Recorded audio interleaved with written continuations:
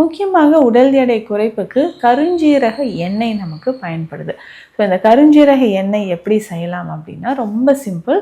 So கொஞ்சம் நம்ம தேங்காய் எண்ணெயில் இந்த கருஞ்சீரகம் நல்லா பவுடர் பண்ணி அதில் போட்டு பாயில் பண்ணிவிட்டு ஃபில்ட்ரு பண்ணி எடுத்துடணும். ஃபில்டர் பண்ணி எடுத்த இந்த ஆயில் நம்ம உடல் முழுவதும் நம்ம அப்ளை பண்ணணும். ஸோ உடல் எடை குறைப்பதற்கு இந்த கருஞ்சீரக எண்ணெய் நமக்கு பயன்படுது. ரொம்ப சிம்பிளாக தான் ஒரு 50 கிராம் கருஞ்சீரகத்தை எடுத்து லேசாக நம்ம வறுத்துட்டு பொடி பண்ணி எடுத்து வச்சுட்டு இந்த பொடியை நம்ம நிறைய விஷயங்களுக்காக பயன்படுத்தலாம். இப்போது நான் சொன்ன இந்த தைலம் எண்ணெய் பயன்படுத்துவதற்கோ எண்ணெய் செய்வதற்கோ இந்த கருஞ்சீரகம் யூஸ் ஆகுது.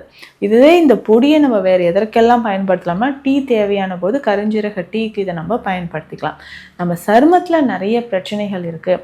ஒரு சிலருக்கு எக்ஸிமா பிரச்சனை இருந்துக்கிட்டே இருக்கும், தீராத அரிப்பு பிரச்சனை. இதற்கும் இந்த கருஞ்சீரக பொடியை நம்ம என்ன பண்ணலான்னா எடுத்து தேங்காய் எண்ணெயோடு கலந்து நம்ம டெய்லியுமே இதை அப்ளை பண்ணிக்கிட்டே வரணும். ஒரு சிலருக்கு இந்த ரிங்வார்ம் பிரச்சனை இருக்குங்க, படர்தாமரை பிரச்சனை. ஸோ சருமத்தில் இந்த படர்தாமரை ஒரு இடத்துல வந்தது அப்படின்னா இது உடல் முழுவதும் பரவிக்கிட்டே போகும். நல்லா பிளாக் கலரில் ஒரு கண்டிஷன் தெரியும்.